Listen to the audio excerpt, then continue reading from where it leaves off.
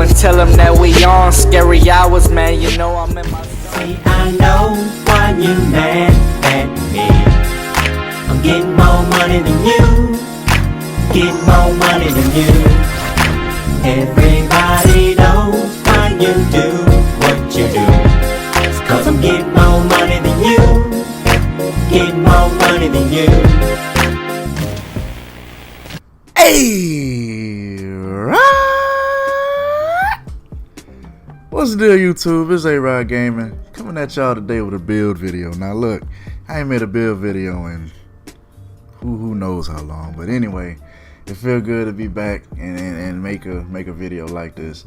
And I appreciate everybody that's been rocking with me and ain't stopped rocking with me. So now listen, just cause I ain't posting no videos, that don't mean I ain't been on top of my builds, man, and understanding what's the best builds to make in the game. So listen, this is the 610 in fear. I was gonna say 610 in fear.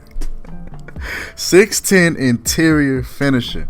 Now me personally, and anybody who watch me play, y'all know I usually play the guard position, but that don't mean I like to get down in the paint, bang with the big man. Pause if needed. Alright, so this is what you need to do to make this build. Now, anybody that plays 2K20, you guys understand that hook shots are overpowered this year, and also the hop step dunks.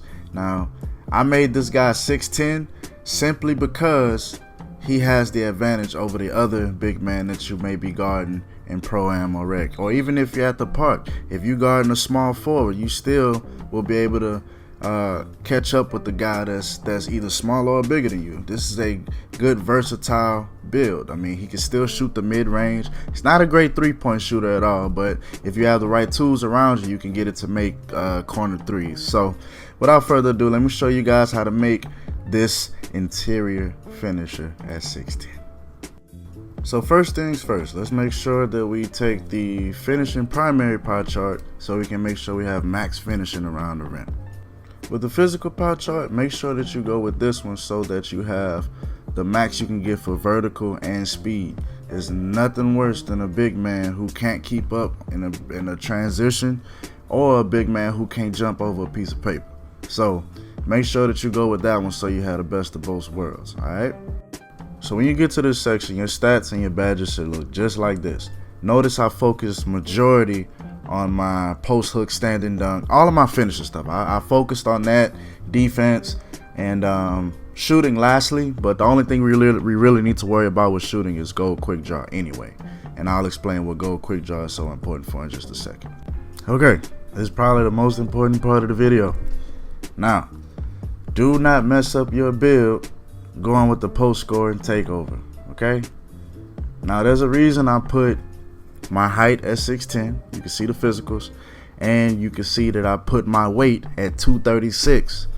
236 is the perfect weight for this build because not only do you get the max strength, but you also can still get the slasher takeover, because strength and vertical, believe it or not, it matters. It really matters.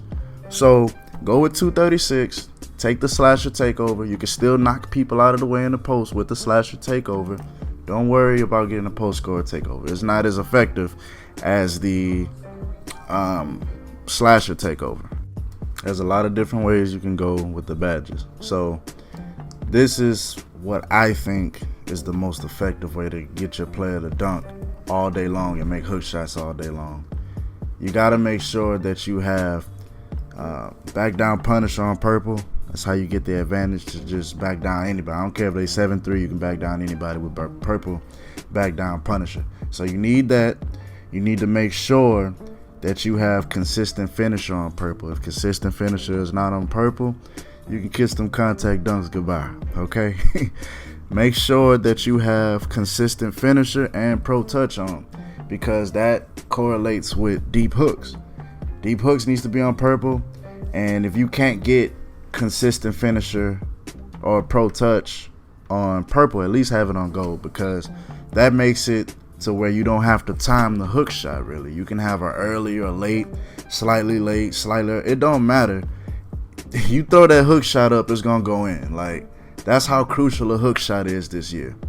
Now, outside of those badges, You can pick whatever else you want. I chose Slithery Finisher on purple because if you're going in for a dunk animation, no one can interrupt that because of Slithery Finisher. So everything else is just kind of mix and match on whatever else you guys want. Okay.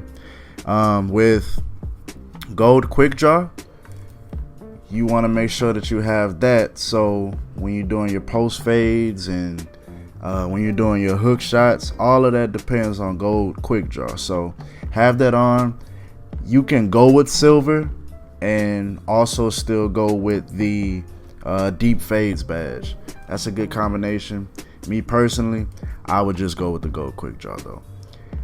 With playmaking, you want to make sure that you have Gold Quick First Step. You know, everybody knows how fast you move with Quick First Step on, so have that on for your big man. That way he can accelerate faster, even if you're coming out of a jab step, or if you're coming down off a transition. Quick First Step activates. It activates all the time, so have that. And also go with the Dream Shake.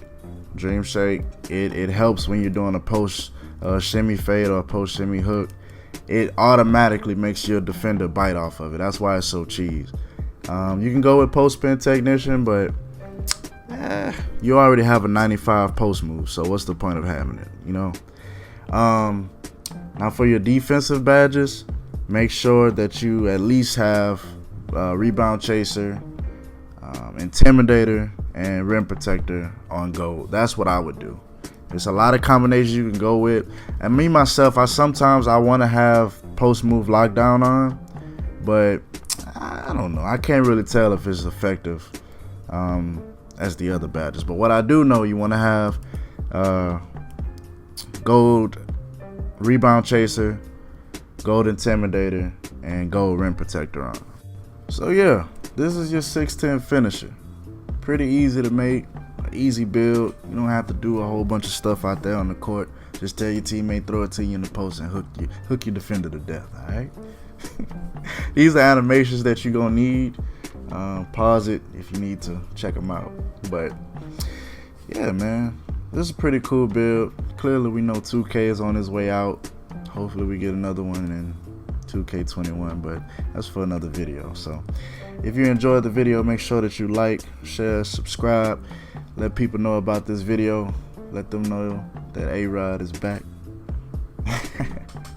for like the millionth time. So yeah, I hope y'all enjoyed this one. I'll be back at y'all with another video soon.